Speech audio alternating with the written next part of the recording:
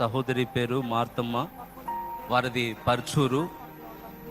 గడిచిన సంవత్సరంలో ఆమెకి రొమ్ములో చీముగడ్డలు ఉన్నాయంట. డాక్టర్ల దగ్గరికి వెళ్ళి చూపించుకుంటే డాక్టర్లు చెప్పారు ఆ చీముగడ్డలు ఉన్నాయి, ఆపరేషన్ చేయాలి, లేకపోతే ప్రమాదం జరుగుతుంది, చావు అంచుల్లో కూడా వెళ్తావు అని డాక్టర్లు చెప్పినప్పుడు కొంచెం అమౌంట్, కొన్ని లక్షల వ్యవధి అవుతుంది.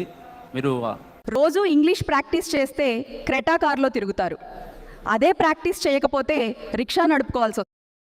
అర్జెంటుగా ఆపరేషన్ చేయించుకోండి అని డాక్టర్లు చెప్పారంట. తన కుటుంబంలో తను మాత్రమే రక్షణ పొందింది, తను మాత్రమే దేవుని సన్నిధికి వస్తూ డాక్టర్లు చెప్పినప్పుడు ఏం చేయాలో తెలియని పరిస్థితి. వారైతే ఆర్థికంగా స్తోమత లేని పరిస్థితి, ఏ రోజుకు ఆ రోజు తెచ్చుకునే పరిస్థితి. సహోదరికి అయితే విశ్వాసం ఉంది. దేవా, వాళ్ళ కుటుంబ సభ్యులు అంటున్నారంట, నువ్వు చర్చికి వెళ్తున్నావు కదా, నీ దేవుడు కార్యం చేయడా, నీ దేవుడు స్వస్థపరచడని తన భర్త తన పిల్లలు అంటున్నప్పటికీ దేవుడు చేయగలిగిన వాడు, ఆయనకు అసాధ్యం అంటూ ఏమీ లేదని తన విశ్వాసంతో ఉంది. విశ్వాసంతో ఉండి ఏం చేసేదంటే ప్రతిరోజు ప్రార్థన చేసేది.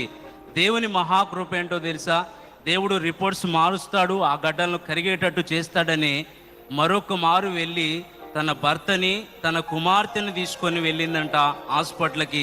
తీసుకొని వెళ్ళినప్పుడు డాక్టర్లు మరొక మారు వెళ్ళినప్పుడు డాక్టర్లు అన్నారంట, మీరు ఆపరేషన్ చేయించుకోవటానికి వచ్చారా, డబ్బులు తీసుకొని వచ్చారని అన్నప్పుడు డాక్టర్లతో సహోదరి చెప్పింది, ఏమి గడ్డలు లేవు, దేవుడు స్వస్థపరిచాడు, మరొక మారు మీరు చెక్ చేస్తారా అంటే, నీకేమన్నా పిచ్చా, ఎలాగ రిపోర్ట్లు మారుతాయి అని డాక్టర్లు అన్నప్పుడు, నా దేవుడు మార్చగలిగిన వాడు అని సహోదరి చెప్పిందంట. అలాగే అని రిపోర్ట్లు తీశారు.